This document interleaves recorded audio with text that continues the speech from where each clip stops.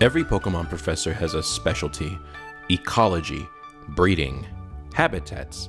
Rowan is the specialist of evolution, the driving force of the Pokemon world. When I first say that, many people might think that this just relates to how Gen 4 gave old Pokemon new evolutions, but it's much deeper than that.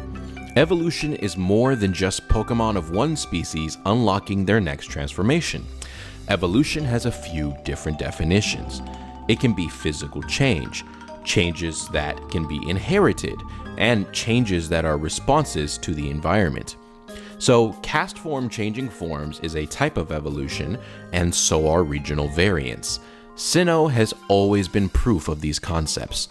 But in order to catch that, you have to take a closer look at the visual demonstrations and mythology of this world. Many times the games give you extra details that you have to catch or discover yourself. The most common example of this is how people on the internet noticed every male NPC in the Kanto games were old, a sailor, or a criminal, which can be explained by the mention of there being a war. But there are plenty of other examples that haven't been discussed or that aren't as well known across the entire community. Like how in Violet City, the Pokemon Center is different because Violet is based on Nara City, where they have strict laws about cultural preservation that prevent you from using bright colors.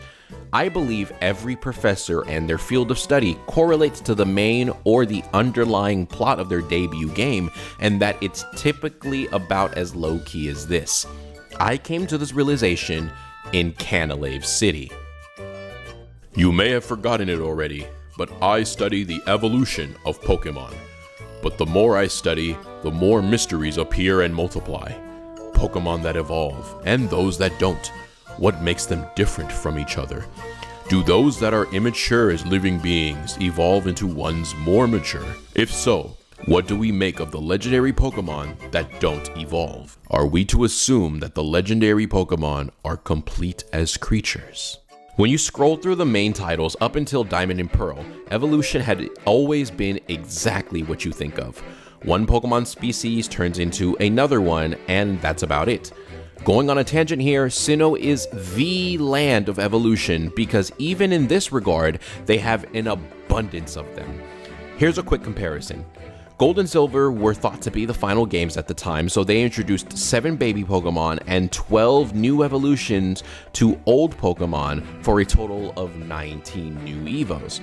Sinnoh had the most evolutions ever, with 7 babies and 22 evolutions for a final count of 29, the most any game has had. And we all know that Sinnoh used to be Hisuian with 18 new forms and evolutionary stages. Here are the rest of the totals for anyone that's just curious. Evolution is present in another way as well, with transformations. Just as Hoenn gave us cast form, Sinnoh further has Cherim, Burmy, Wormadam, Shellos, and Gastrodon, who all either physically transform and or change types in response to environmental stimuli. In the case of Shellos and Gastrodon, it is simply born on a different coast with new colors, and it has biological and habitual differences that even the Pokédex acknowledges. And who could forget the Pokemon that would go on to make contributions across various regions and even across realities? Rotom. It started in Sinnoh as a 6-form Mon that made massive waves in competitive play, and beyond that, now it's a phone, a cameraman, a Pokédex, a DJ, a PC. Under a more meta lens, it is a life form that originated as a haunted house Easter egg, then became a viable Pokemon, before its very purpose in its universe was changed variably and drastically. In fact, Pokemon inventors have always been NPCs that you can meet who maintain and upgrade the storage systems the entire world uses, until Rotom took over in Sword and Shield. Now we don't get these inventor characters anymore, and it will only continue to serve as the biggest contributor to society's functionality. When you fast forward or perhaps rewind to the Hisui region, you get even more proof that something's different about this region, because 12 more Pokemon, all of who exist in other regions, have alternate forms and or evolutions, but only at this point of history, despite Hisui just being Sinnoh. The starter Pokemon you're given exemplify this because we know what they're supposed to evolve into, but when evolving in this ancient land, they become something else entirely. We'll just put a pin in that for now though.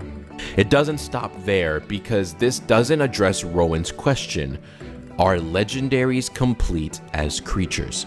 Gen 4 was the game that established that legendary and even mythical Pokemon are not inherently complete creatures.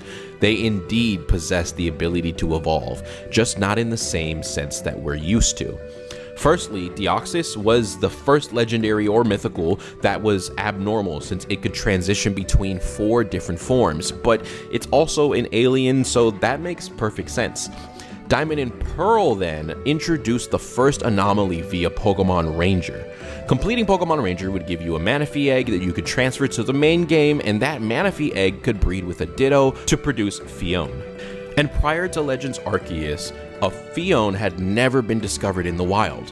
While Phione itself cannot evolve, the two are considered part of the same evolutionary line. To this day, no legendary or mythical is capable of breeding. Platinum gifted Shaymin the power to transition between land and sky form, where its ability, type, moveset, and stats all change. More famous than any other example though is obviously Giratina. It presented as an incomplete and random Pokemon when you found it in Turnback Cave, but when holding the Grisius Orb or while in the Distortion world, Giratina reveals what is known as its origin form. Just like Shaymin, Giratina's abilities and stats change. While it isn't to the same extremes as Shaymin, its base form is defensive focused, where origin form is offensive, making these specialized forms and thus a definition of the word evolution. But Giratina isn't just a legendary. It's one of the deities of this universe. 1/3 of the creation trio born directly from Arceus before the world itself was brought to existence. The one that represents antimatter. There are those revered as gods, and there are those who are one. Like Arceus itself, who created this universe. Its type and the type of its signature move change based on the plate that it's holding, making it the first Pokemon to both have access to every type move and to have stab. And looking back at the Hisui region, it becomes even more godlike when Judgment can change its type to always be super effective against the opponent, but only through access to the legendary plate. So, if legendaries were truly perfect cosmic forces, why would they have alternate forms? Legendary and mythical Pokemon are thus not just gods or godlike creatures. They are dynamic entities. They adapt. All of this went so much further though. Sinnoh isn't only the land of evolution, it was the progenitor of change for the rest of the franchise. Immediately after the 4th generation, Unova had 4 mythical Pokemon and 3 of them can transform. Turns out, so can the forces of nature. From Unova onward, every single region had various types of evolution. Regional variants, alternate form, split evolution, interchangeable forms, type change, Gigantamax forms, mega evolution, and of course, cross-generational evolutions. Likewise, every region has a legendary or a mythical that is capable of evolving too. It only made perfect sense that legendaries were not inherently perfect, because evolution in this world has never been linear. Even as early as the 2nd game, we were introduced to split evolution, where meeting the right requirement could result in one of multiple final stages. It is a Pokemon's very nature to adapt, just as survival requires of all living creatures to do. Professor Rowan was never shown to have witnessed the true ceiling of legendary Pokemon like his ancestor Kamado was able to, but Sinnoh has seen it. This world has seen it. And once you see that the gods of this existence are themselves incomplete creatures, it changes the way that you look at the entire mythology of the series. But I have my own question now.